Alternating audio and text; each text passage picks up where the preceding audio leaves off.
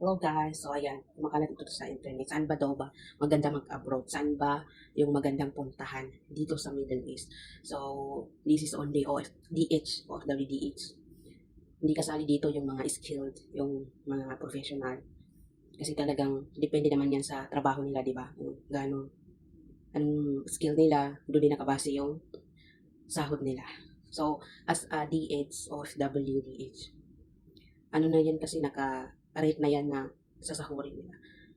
So, sa mga first timer, wag na natin pag-usapan yung mga pabalik-balik sa amo, di ba? Kasi ano na yan eh, may mga amo talagang dinadagdagan yung sahod kapag pabalik-balik na yung katulad. So, this is base sa experience ko, Saudi and Kuwait and UAE.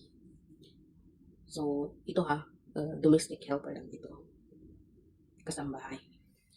Sa Saudi, 1.5 talaga yung sahod nila, 1,500 riyal. Ang ang ano nun sa Pilipinas, nasa 23,000. Mula sa 25,000. So kapag mataas talaga yung palitan, umabot ng 25,000 ang palit sa Pilipinas. So 1,500 riyal yun sa mga customer, di ba? Ang sasahod muna tayo, wala muna sa. So yun ang sahod sa Saudi. Tapos, mas karamihan sana sa Saudi, isang katulong lang ang nasa bahay. As in, karamihan yan. Kasi marami din ako napuntahan dyan. So, yun, hindi rin sila mahilig dumagdag ng sahod. As in, kung ano lang yung nasa nakasanayan nila, yun lang. No?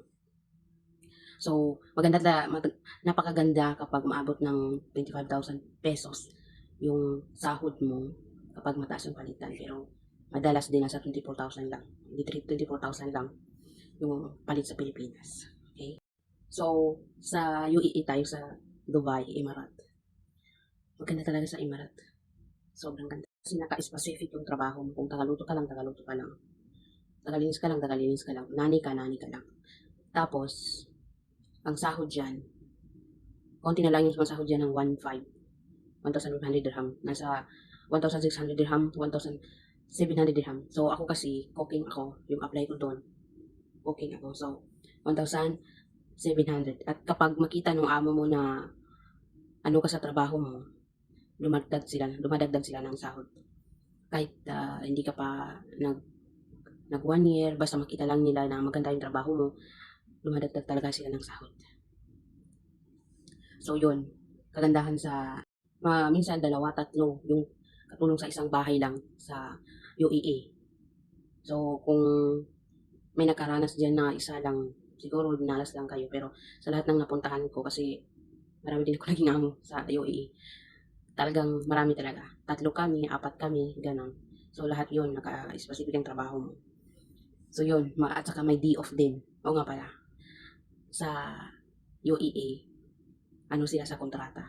Mostly kasi sana sa UAE nakapag-aral, ano sila, ang tawag doon, nakapag-aral sila. So nasa Saudi kasi, Arabic lang.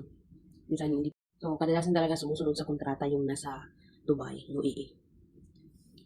Sa day off, sa sahod, sa trabaho, may rest time ka rin talaga. No? So, nagbibigay din sila ng end of contract, alam mo yun. Nasa Saudi never, hindi ko alam ngayon kung na ano na, pero sa ilang balik ko dyan, as in never sila nagbibigay ng end of contract. No? So yun, kung compare sa Saudi and Dubai talaga. So dito man tayo sa Kuwait. Maganda rin dito sa Kuwait. Ang dami nagsasabing maganda dito. Ang dami nagsasabi na sa Kuwait kayo, kasi mataas ang sahod, mataas ang palitan. Totoo naman. Kasi yung 1KD mo umaabot ng kapag mataas yung palitan, 200 pesos na. Pero kasi, oo, mataas yung palitan dito. Sa 1KD to piso. Pero yung palitan na nasa Pinas, sa buong sahod pareho din sa sahod mo sa Saudi. Mataas nga yung palitan. Pero ang sahod din, ganun din ang palitan na sa Pinas. 1,500 riyal. Nasa 24 to 25,000 pesos sa Pilipinas. So dito sa Kuwait, nasa 120 to 130 na ngayon. Lumagdag na sila, 130 na. 130 KD. Kuwait money. Tapos balikan sa Pilipinas sa 24,000-25,000 din. Tapos, ano pa, maganda rin dito kasi karamihan din dito nakapag-aral din. What I mean, sobrang layo din sa Saudi rin ang ano dito, ang treatment ng mga amo. Yun ang napansin ko. Ano ba yun? Parang professional din sila. Ano ng katulong nila, na ganito, ganyan. So, yun, maganda rin dito.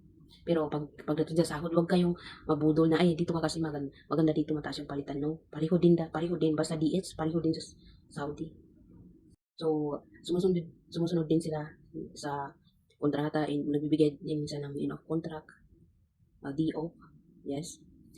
Ang ano kasi, nasa Saudi kasi, doon na tayo sobrang higpit, pero as in, kahit, basta, red flag na ako sa Saudi. Red flag ako sa Saudi. As in, parang na-trauma na ako. So, kung may babalikan ako na bansa, Dubai yun. Yan, guys. So, i-rate natin na sa 1 to 10. Ang Saudi, 5 lang. Ang Kuwait, mga 8. Ang Dubai, 11. Ganun kaganda. Sa ano pa, yan na guys. Maganda talaga sa Dubai. Hoping again, kung nag-decision ka maging OFW, kahit saan ka man mapunta na bansa, minsan sa'yo pa rin yan. Maging positive lang, dapat desidido ka sa desisyon na ginawa mo. Hindi yung papitik-pitik ka lang, konting problema lang, konting sakit lang, gusto mo nang umuwi. No. Karamihan din kasi na nakikita ko ngayon, parang wala nang pasyente. Wala nang pagtitiis. Hindi na kaya magtiis sa konting, minsan nga, may nakita pa akong nagpost sa Facebook, pagdating pa lang ng amo, hindi pa nag-3 days, gusto daw kumunik ng internet, nagpa-uwi na sa agency, kaya hindi daw nakakunik ng internet. Anong pinunta natin dito? Magtrabaho? Kumuha ng pera? Hindi pumunta dito para mag-cellphone, para mag-internet lang.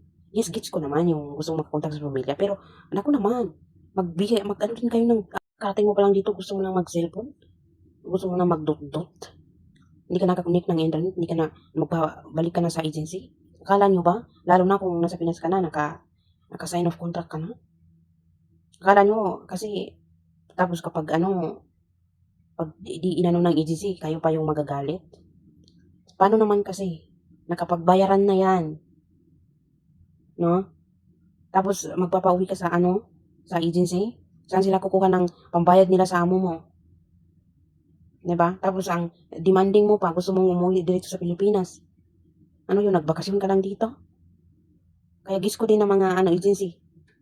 Inyong tandaan, kapag nag-abroad kayo, ako kasi, mindset ko talaga, kumita ng, gusto ko magtrabaho. Whatever I takes, kakayanin ko yan. Mapagod, itulog mo lang yan, magutom ka, kumain ka. Basta ang ko lang talaga, kapag naabot na ako ng kamay ng amo ko, as in, kapag sinaktan ako physically, hindi ako pinakain, hindi ibibigay ang sahod ko, yan, na ako. Na sige. Pero kung yung pagod, normal lang yan. Normal lang yung mapagod. No? Kasi naman kinuha natin dito para magtrabaho eh. Kaya napunta na sa sermon yung natin. So, bago ka mag-abroad, dapat is dito ka sa desisyon na gagawin mo. Dapat dala mo yung pangarap mo. Deepest reason mo kung bakit ka mag-abroad. Lagi mong tandaan yan. Kasi pagdating mo dito kapag nahihirapan ka, yan palagi ang isipin mo para mamotivate ka pa, nakakayanin mo pa matapos ang kontrata mo. So, please, kahit saan ka man, pray lang and be positive. Kaya natin to.